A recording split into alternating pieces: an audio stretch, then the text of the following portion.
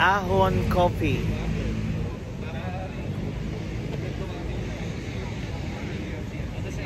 po ang Ahon Coffee. Order ko po ang Spanish latte. Sabi ko nila, pag bilang ko daw ito ay mapa.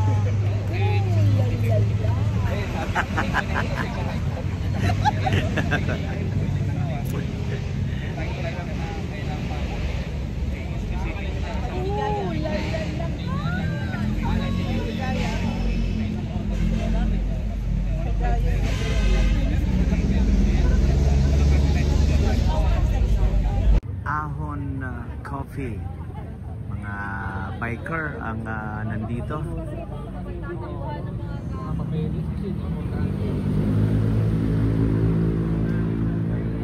Simpleng kubo-kubo lang. Simpleng mga upuan para sa view. Yan. Anong lugar ito? Ahon. Hindi. Antipolo. Antipolo? Antipolo ba to? Antipolo. Yan. Yan. Anong pangalan ni Ante? Polo. Hindi, saan maraming polo? Saan maraming polo? Saan maraming polo? Maraming polo. Antipolo. Ano talaga yung maliit na kambing? Kabaranggo. Kabaranggo.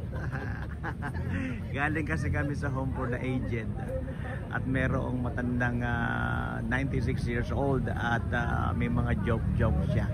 Ang galing.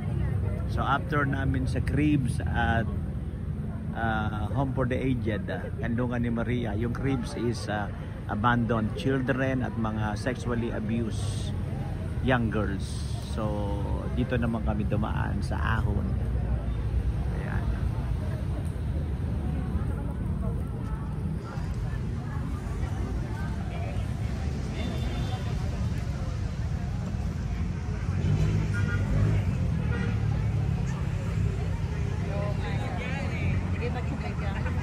Coffee plus mga kutkutin. Ayan.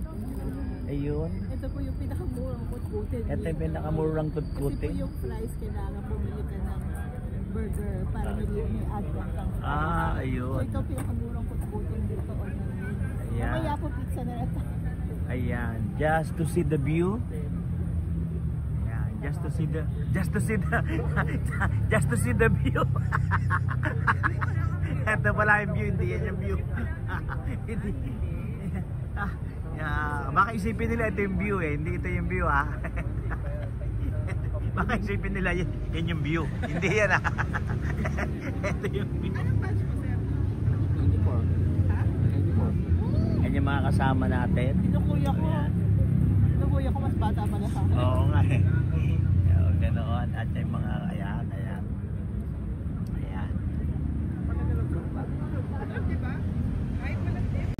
Ayan. Maganda pala dito pag gabi na. Naglilitawan na ang mga ilaw. Walang tao rito pag maaraw. Ayan. Naglilitawan ng mga ilaw ng ano bang lugar yung mga yan? Yung isa Malaysia, Singapore, Taiwan. Alin ba dyan ang ano? Yan, basta ayan. Yan yung mga view rito sa Antipolo Ahon Cafe. Ahon Coffee. Yan. Simpleng kainan o orderan. Simpleng mga ayan lang grabe. Yan lang yung mga ano nila. And yet, yung presyo may kamahalan para sa view. Ang mga nandito ay mga biker. Maganda rin naman dito kasi para makapag-unwind. Once in a while, kailangan lumayo ka sa magulong syudad. Ayan. Yan yung mga kasama natin.